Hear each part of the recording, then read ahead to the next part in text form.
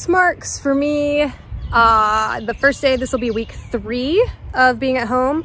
I'm in Western North Carolina, and my company actually sent me home a week earlier than most. So I've been trying to be pretty good.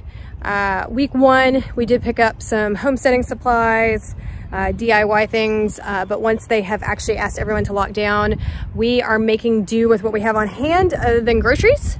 So we're trying to stay strong and stay at home. Because of that, and because we have a big yard, we've been able to keep super busy, and we've been doing lots of DIY projects that with scrap, which is great. I've got some pictures on Instagram of compost bins, things along those lines that are a little more involved projects. But today I'm going to give you what I'm hoping to start are 5-minute tutorials that work for apartments as well as urban homesteads and big homesteads. So today we're going to learn about what to do with tomatoes that are leggy. So we'll talk about what leggy means, and this will be a super quick tutorial. I hope you guys enjoy. All right, so if you have leggy starts, which these aren't horrible, they were kind of hidden under some other ones, so I wish they had more leaves down here, but they could be a lot worse than this. There is an easy way to save tomatoes.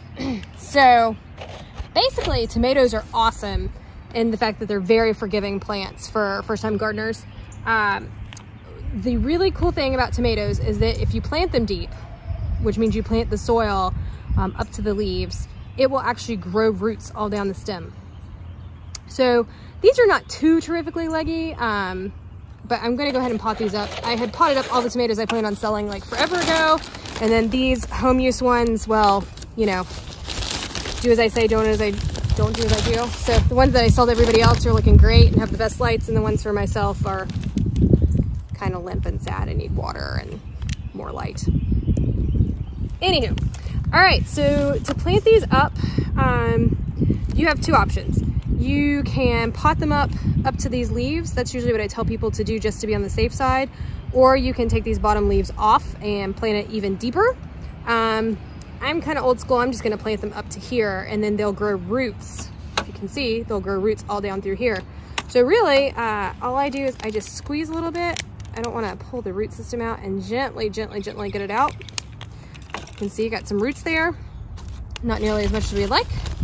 And I kind of measure how deep in the pot it needs to go. Fill it up with soil. Push it down in there. So it'll be in the middle of the pot in the right spot.